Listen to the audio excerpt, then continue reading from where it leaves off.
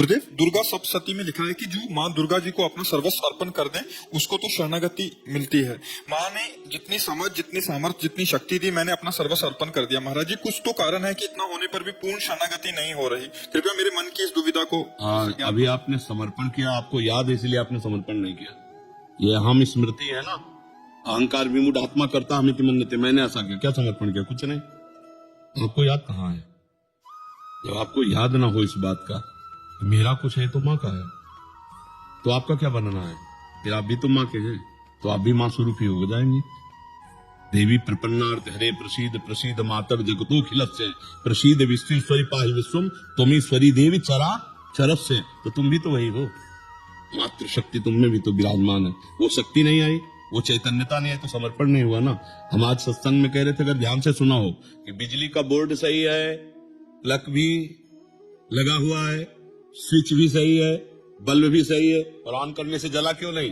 बोले कनेक्शन सही नहीं है। बस चावल भर कनेक्शन हटा, इसलिए ऑन ऑफ करते रहो, कोई फर्क नहीं पड़ेगा।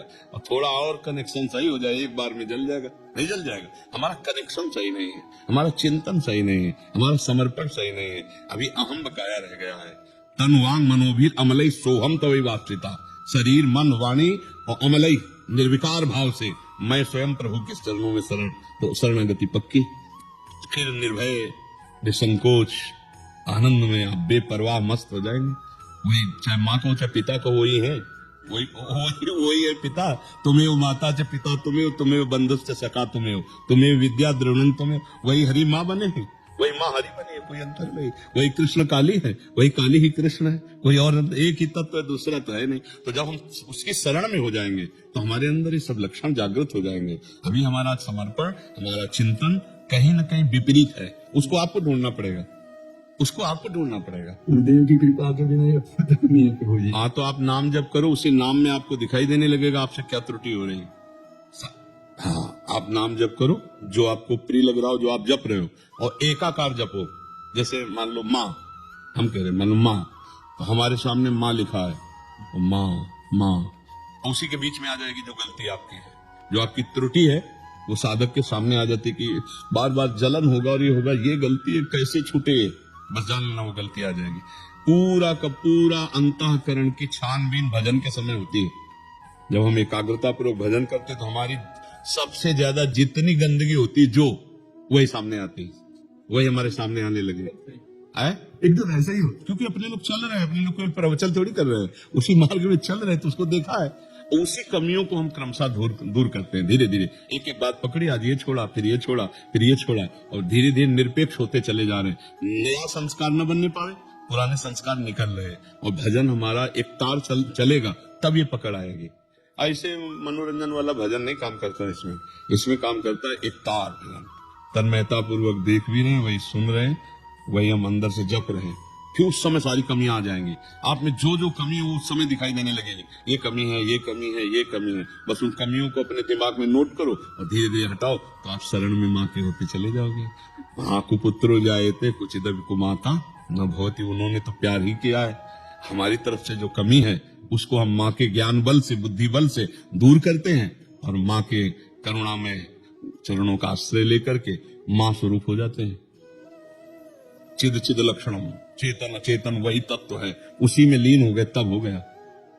माँ में इतना चिंतन करें कि अपना स्वरूप माँ में हो जाए, तभी माना जाएगा कि आप माँ के पूर्ण शरणागत हो गए। नहीं, हाँ, ये ढांचा केवल है, अंदर मंदिर में माँ ही बैठी है। वो तो माँ ने इतना तो ज्ञान करा भी दिया है, अनुभव में नहीं आया। बस अनुभव बिना ज्ञान। जैसे मान लो हम कहा कि खीर बनाने की पूरी प्रक्रिया पता है, पर कभी बना के नहीं खाया, तो अधूरा है लाभ प्रक्रिया।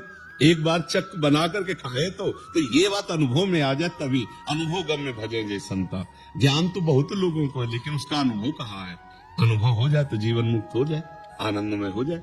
ठीक है महर्षि, जैसे हमें प्यारी जी श्री जी राधा रानी से प्रेम है और उनके भक्तजनों को उन पे पूरा दृढ़ विश्वास है, और वो प्रेम भी करती हैं हमसे, तो वैसे ही जो माँ के भी बहुत सारे भक्त हैं, तो माँ भी वैसे ही प्रेम दुलार वैसा। आप सच्ची मानिएगा कि माँ को जो नहीं भजते उनको भी माँ दुलार कर रहे हैं, कि जो माँ को भज रहे हैं उनको दुलार कैसे ले करेंगे?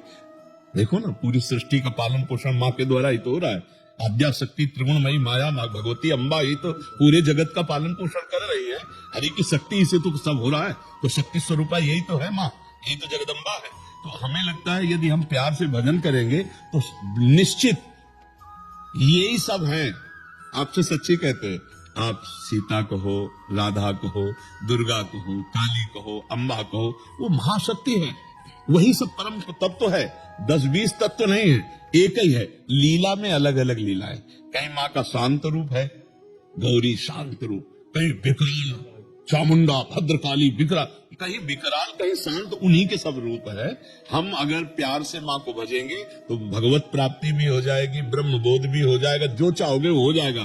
पर इतना मानना है कि माँ से बढ़कर कोई नहीं है, भाई ये अंदर मान करके भजन करे तो उसको सब कुछ प्राप्त हो जाए। जैसे रामकृष्ण परमहंस जी को कौन सा तत्व बोध नहीं, कौन सा ज्ञान नहीं, और भद्रकाली माता के उपासक थे, सब कुछ ज्ञान प्राप्त है उनको, सारा ज्ञान उनको प्राप्त हो गया। तो मतलब अपनी उपासना में हमें जो दृढ़ हमारे रहना, उसमें दृढ़ रहना। उपासक को ये मानना होगा कि जिसकी हम उपासना करते हैं उससे बढ़कर कोई नहीं है। जब ये मानेगा तभी उसकी आसक्ति उस पर होगी, वो चाहे जो उपासना। जैसे हम राधा चरणों के उपासक हैं तो इसके आगे कुछ नहीं, आप माँ के उपासक तो माँ के आगे कुछ नहीं, राम उपासक राम के आगे कुछ नहीं, शिव उपासक शिव के आगे कुछ नहीं। तभी समझ में आएगा, क्योंकि उनके सिवा कोई है नहीं। तभी आपकी आसक्ति होगी, तभी आप तन्मय होंगे। और जहां दूसरा प्रतीत हुआ तो फिर वो भाव नहीं बन पाएगा, जो भाव मोक्ष प्रदान करने वाला है या प्रेम प्रदान करने वाला। प्रेम गली अति साकरी तामे दो ना समाए, एक ही होकर जाना होगा, एक भाव से। माँ की स्तुति करो, बस एक कोई पकड़ दो, बस उनके सिवा कोई है ही नहीं। तुम ईश्वरी देवी चराचर से, तुम ईश्वरी देवी चरा, तुम ही ईश्वर हो, तुम ही चराचर जगत हो, दूसरा कोई नहीं। देवी जी के लिए तुम ईश्वरी देवी चराचर से। देवी प्रपन्नार्थ माने शरणागत, हरे प्रसीद, जो इनकी शरण में आ गया उसके सारे दुखों को हरण करके प्रसन्नता और सुख प्रदान किया। देवी प्रपन्नार्थ हरे प्रसीद मातर जगतो खिलत से, हे जगत की अखिल माता आप हम पर प्रसन्न हो, हाँ सब पर दया करो, सत्य भाव से चलो, उनका नाम जप करो, दूसरों को सुख पहुंचाओ, माँ प्रसन्न हो जाएगी। मुझे माँ ने ये ज्ञान कराया, एक को ब्रह्म द्वितीय नाम से, सब में मैं ही हूँ। जब ये ज्ञान उसने कराया तो ये दर्शन भी वही देगी। इसके लिए हमको निरंतर उसका चिंतन करना है, ऐसा नहीं कि आलसी बनकर बैठ जाना है। अनन्य चिंतयन्तो माँ, दिन रात ये प्रार्थना कि माँ एक बार अपने चरण में बिठा ले, एक बार अपनी ज्योति से आप ज्ञान करा दो कि आप क्या चाहती हो, जो साधना आप चाहो मैं वैसा ही करूँ। जिस दिन विकलता आ जाएगी उस दिन कहना नहीं पड़ेगा ये विवाद जान लो माँ ज्ञानी नहीं, या देवी सर्वभूतेषु बुद्ध रूपेण तुम्हारे अंदर तुम्हारी बुद्धि में ही वो बैठी हुई है, प्रकाश नहीं हो रहा लेकिन इस जबान को रगड़ो, माँ माँ दुर्गा दुर्गा दुर्गा, राधा राधा राधा राधा, रगड़ो, तभी अब कह रहे जबान को रगड़ो, अभी मलिनता नष्ट हो जाएगी, तेज प्रकट हो जाएगा।